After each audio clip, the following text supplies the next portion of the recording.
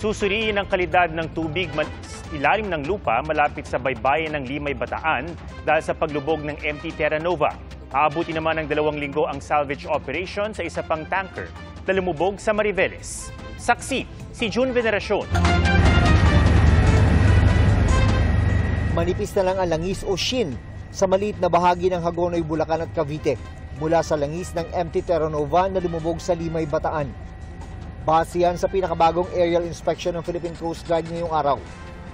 Ayon sa salvaging company, naselyuhan na nila ang pressure valves at high-level alarm sensor ng tanker.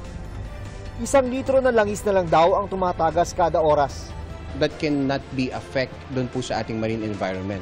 So, isang malaking development po ito. Bukas inaasahang sisimula na ang siphoning o paghigop ng langis. 300,000 liters daw ang kailangang mahigo para lumutang ang motor tanker. Nahatake naman papuntang Pampang para ituloy ang siphoning. Paparating po ngayon din yung motor tanker Helena Marie, which is a sister tanker ni motor tanker Terra Nova, in which lahat po ng masasiphon natin ng mga IFOs will be brought po sa motor tanker Helena. Pero sa tansya ng UP Marine Science Institute, may posibilidad na mapadpad pa Bulacan ang oil spill mula sa MT Terra Nova. Pwede ring maapektuhan ang coastal area sa Cavite dahil sa galaw ng hangin.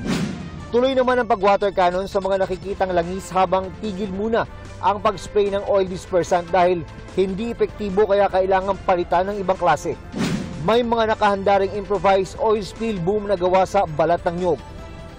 Nagpulong kanina ang iba't ibang ahensya ng gobyerno at mga lokal na pamahalaan kaugnay ng pagtagas sa langis. Ayon sa Department of Health, susuriin ang groundwater sa Bataan para matiyak na ligtas ito. Kapag deploy na po kami ng team para mag-conduct ng drinking water testing po. Yes. And also, as malapit po sa shoreline. Ayon sa Bureau of Fisheries and Aquatic Resources, wala silang napapansing kakaiba sa mga tindang isda sa mga palengke ng Bataan. Pero kailangan pa rin daw ang masusing laboratory test para sa langis at grasa. Kaagaran po tayong nakipag-coordinate sa mga local government units, especially yung provincial local government unit ng Bataan, kung saan ay tayo na ho ay nagbigay na ng advisory kung maaari na ho silang mag-emergency harvest. Gayunman, nagpatupad na ng fishing ban sa Limay at Bulacan, lalo't may namatang oil slick ang grupong Greenpeace. Sa kalapit na bayan naman ng Limay na Mariveles, isa pang oil tanker ang lumubog nung Sabado. May dalang 5,500 liters ng diesel ang MT Jason Bradley. Mula sa ere, tila antenang nakaangat sa dagat ang barko. Pinalibutan na ito ng oil spill boom at 2 barko ng Coast Guard ang nakabantay sa lugar.